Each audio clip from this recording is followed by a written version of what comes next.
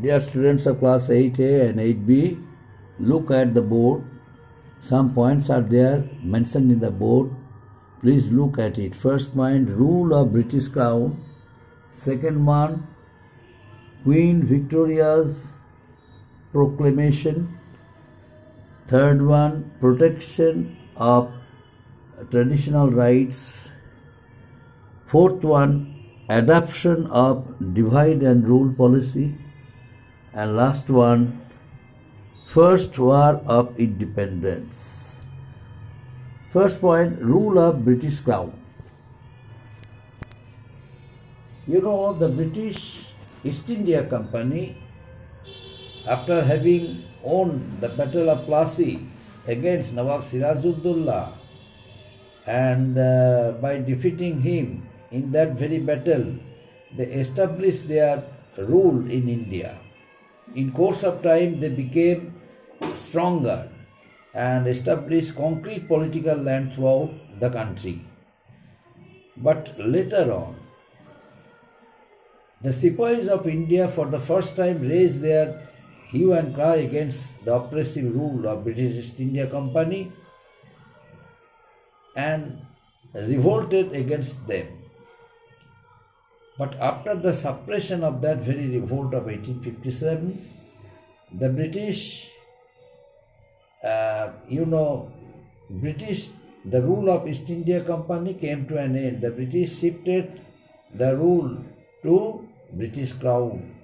So the rule of East India Company came to an end and the rule of British Crown introduced for the Indian people under one proclamation of the British Parliament, and this proclamation is known as Queen Victoria's Proclamation. And another thing is that the British, after the revolt of 1857, decided to give some concessions to the Indian people. They realized that Indian people should be given some opportunities so that they must become loyal towards the British and must cooperate in the system of administration. And hence, the British East India Company not only shifted the power, shifted the rule from East India Company to British Crown, but also they brought a remarkable change in the system of economic structure of the country, because many grievances were there. Under the terms of that very newly introduced system, the post of Governor General was abolished and a new post was created, that was Viceroy. Instead of Governor General, a new post was introduced. The name of the post is Viceroy. And who became the first Viceroy? Lord Canning became the first. Lord Canning became the last Governor General and first Viceroy. Who was the last Governor General of India? Lord Canning. And at the same time, he became the first Viceroy of India. Who was he? He was Lord Canning. He enjoyed both the two powers of two posts. Lord Canning became the Governor General of India as well as Viceroy of India. But he became the Viceroy he became the Viceroy of India after the suppression of the revolt of 1857. So Queen Victoria issued a proclamation that assured that Indian princes that no further annexation would take place. Under the proclamation of Queen Victoria, it was decided that the British would not annex any Indian territory. Earlier, the British annexed so many Indian territories under the policies of doctrine of lapse, subsidiary alliance, etc., etc. But now, under the proclamation of Queen Victoria, it was decided that the British Crown would not annex any Indian territory.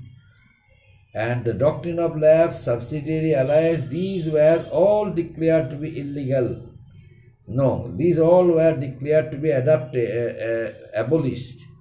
So the doctrine of lapse was abolished, subsidiary alliance was abolished, and the right to the throne of the adopted son was declared to be illegal. Earlier it was declared illegal, and this time it was declared to be legal. Right to the throne of the deceased ruler, the Queen Victoria accepted to be legal, not illegal. And the British government made policies to protect traditional rights. Next point, the British government decided to make traditional rights of the landlords and zamindars, because landlords and zamindars had many grievances.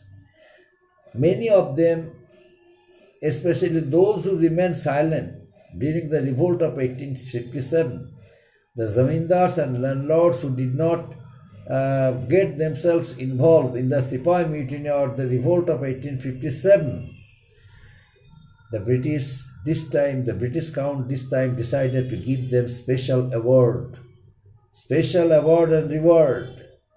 That's why the British, and another important thing, that the government of the British government decided to respect all customs, all traditions, all religious sentiments, all social practices of the people of India.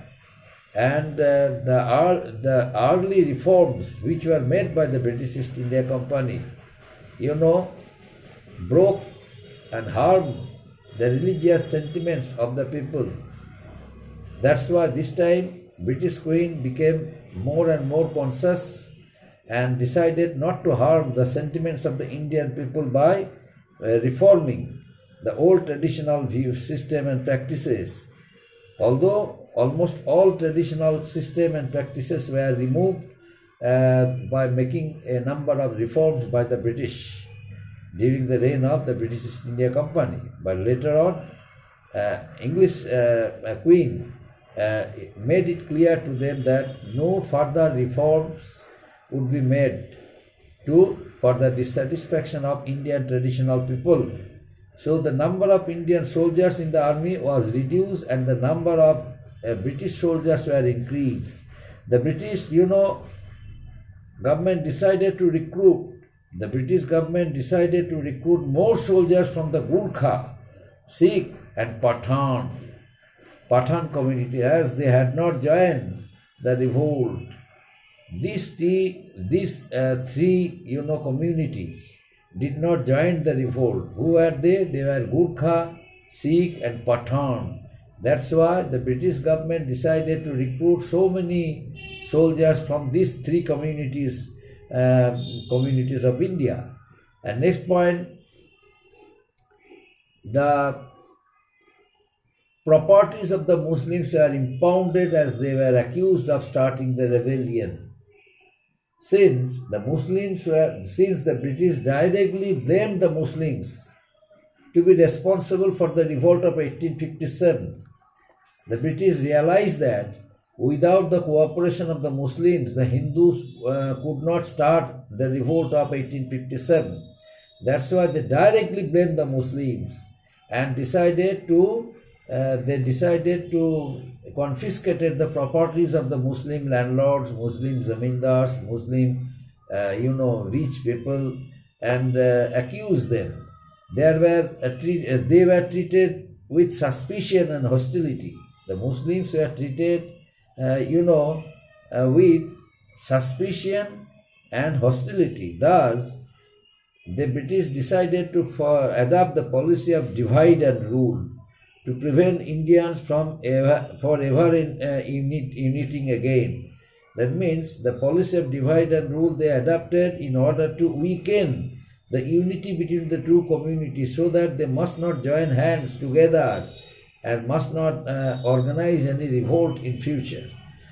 The revolt of 1857 was suppressed but became a landmark in the history of India. became a landmark in the history of India. Although the revolt of 1857 was suppressed, but it left vivid impression throughout the country. How?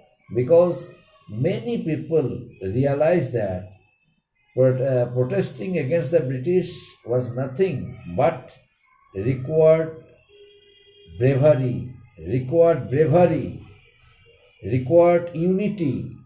What unity they expected from the local people, they did not have it. That's why the first war of independence failed to achieve success. And that very unity means unity between the two communities was very important. The British realized it. Unity between the Hindus and Muslims, because both the two communities fought bravely against the British soldiers and defeated them for several times during the revolt of 1857. That's why they directly accused the Muslim community and adopted the policy of divide and rule, so that they must not organize any revolt in the long run, and decided to provide some facilities to the Indian peasants, Indian zamindars, landlords, and that communities who did not take part in the revolt of 1857 remained silent and neutral. They were given special rewards. They were recruited in the British army, and this group, they became grateful to British Queen, since they were appointed as sepoys in the British army. This inspiration led the path forward. But another thing is that the revolt encouraged Indians to fight against the oppressive regime of the British. The revolt is important in a sense. It encouraged millions of people of India that they could fight against the foreign rule. And this encouragement paved the way of another national movement against the British East India Company. Since it was the first war of independence, it encouraged people of India that more and more active revolt is important, is necessary for them, so that the British must not rule the country in the long run.